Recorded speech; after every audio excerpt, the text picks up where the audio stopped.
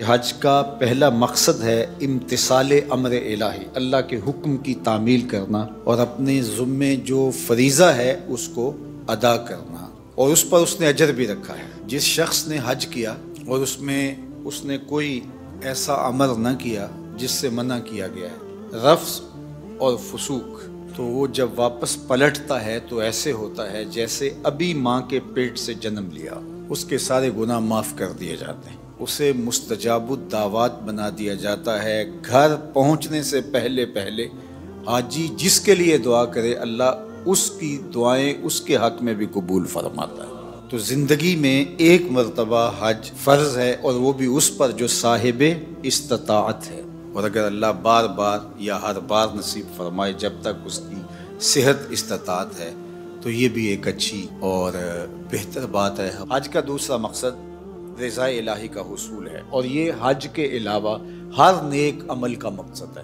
جو بھی ہم عمل کرتے ہیں اس کا مقصد اللہ کی رضا جوئی ہے۔ اگر اس کا مقصود تسکین نفس ہے، اس کا مقصود لوگوں پر اپنا تفوق ثابت کرنا ہے، حاجی کہلانے کے لیے حج کیا، یا کوئی اور مقصد تھا، تو پھر وہ حج نہیں ہوگا۔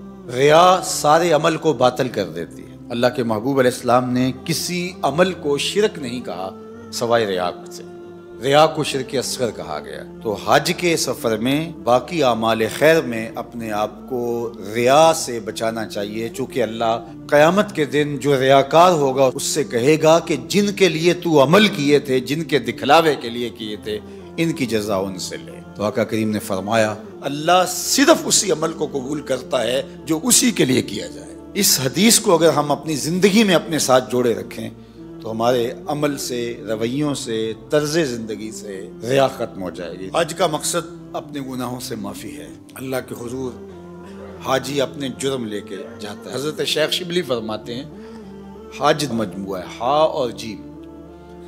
فرماتے ہیں ہا کا مطلب ہے حلم اور جیم کا مطلب ہے جرم۔ تو گویا حاجی بارگاہ ایزدی میں جا کے عرض گزار ہوتا ہے مالک تیرے حلم کی مثال نہیں اور میرے جرموں جیسے جرم کسی کے نہیں۔ تو حلیم کی بارگاہ میں ایک مجرم اپنے جرم لے کے آیا ہے تو وہ اللہ کی چوکھٹ پہ اپنے گناہوں کو رکھ دے۔ تو حج پھر ایک ایسا عمل ہے کہ جس کے نتیجے میں بندہ ایسے ہوتا ہے جیسے ابھی ماں کے پیٹ سے اس نے جنم لیا۔ تو گناہوں کی معافی کے لیے حج کیا جاتا ہے۔ حج کا ایک مقصد اجتماعیت کا عملی ظہور ہے۔ مسلمانوں کو اللہ تعالیٰ نے ایک اجتماعی زندگی عطا کی ہے، ایک معاشرت ہے، اسلامی معاشرت، جس میں ہم محلے کی سطح پر 5 وقت مسجد میں جمع ہوتے ہیں، پھر علاقے کی سطح پر جمعۃ المبارک کے موقع پر 8 دن کے بعد ہم جمع ہوتے ہیں، پھر ہم شہر کی سطح پر سال میں 2 مرتبہ عیدین کے موقع پہ جمع ہوتے ہیں۔ یہ ہمارا اس سے بڑے سائز کا اجتماع ہے۔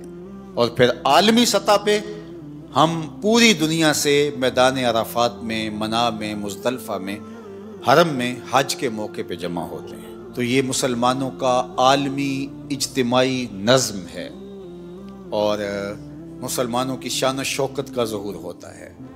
اور اس میں اس کے ساتھ جڑا ہوا معاملہ جو خطبہ حج ہے، پوری دنیا سے نمائندہ اجتماع ایک جمع ہے اور امام حج نے ان کو خطبہ دینا ہے۔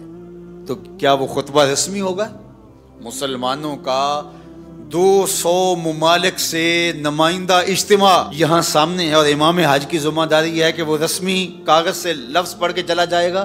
نہیں، امام حج کی ذمہ داریوں میں شامل ہے کہ وہ پورے سال کا لائحہ عمل امت مسلمہ کو دے۔ یہ ہے حج کا مقصد، تاکہ امت ایک ہوم ورک لے کے جائے۔ حکمران بھی وہاں موجود ہیں، عوام بھی وہاں موجود ہیں، علماء بھی موجود ہیں، سرمایہ دار بھی موجود ہیں، مخیر بھی ہیں، غریب بھی ہیں، مجاہدین بھی ہیں، سب وہاں موجود ہوں گے۔ تو امام حج کا خطبہ اس سال کس موضوع پہ ہونا چاہیے کہ ہم نے فلسطین کے ان مجبوروں کو کیسے آزاد کروانا ہے۔ اس میں حکمرانوں کی ذمہ داری کیا ہے، علماء کی ذمہ داری کیا ہے، امراء اور مخیر حضرات کی ذمہ داری کیا ہے، مجاہدین کس طرح کام کریں، اس کو ایک مربوط لائحہ عمل تیار کر کے لوگوں کے سامنے رکھنا ہوگا، ایک ہوم ورک دینا ہوگا۔ اس وقت الحاد کا فتنہ ہے اور جو فتنے امت کو درپیش ہیں، اس وقت ہم باہمی افتراق کے اندر مبتلا ہیں، انتشار میں مبتلا ہیں، تو ایک مربوط لائحہ عمل دیا جائے جس میں بتایا جائے کہ ہم نے پورا سال یہ نمائندے پوری دنیا سے جو آئے ہیں یہ جا کے اس بات پہ کام کریں گے، اس موضوع پہ جا کے ورک کریں گے، تو یہ لاحہ عمل ہوگا۔ حج کے مقاصد میں سے ایک حج کا مقصد مساوات کا عملی ظہور ہے۔ یہ جو فلسفہ اسلام نے دیا ہے کہ تم میں سے کوئی اس بنیاد پر کسی سے کمتر نہیں ہے کہ اس کا رنگ سانولا ہے یا کالا ہے، کوئی اس بنیاد پر کسی سے کمتر نہیں ہے کہ اس کے پاس پیسے تھوڑے ہیں، یا کوئی برتر اس لیے نہیں ہے کہ اس کے پاس دولت کے انبار ہیں، بلکہ بنیاد کیا ہے؟ تقوی بنیاد ہے۔ بات لمبی ہو رہی ہے۔ عالمی رابطوں کا ذریعہ ہے حج۔ دنیا بھر کے علماء صلحاء وہاں جمع ہوتے ہیں۔ کاش کے اس طرح کا کھلا انتظام ہو، جس طرح ہمارے یہ کمیٹیاں بنی ہوتی ہیں، علماء کے علماء سے رابطے ہوں، تاجروں کے تاجروں سے رابطے ہوں، اور حج کے لیے تمام ملکوں کے سفیر جائیں، ممکن ہو تو تمام ملکوں کے عمرا جائیں، ان کے آپس میں رابطے ہوں، وہاں مشترکہ اعلامیے ہوں، تو ہمارے آدھے مسائل تو اس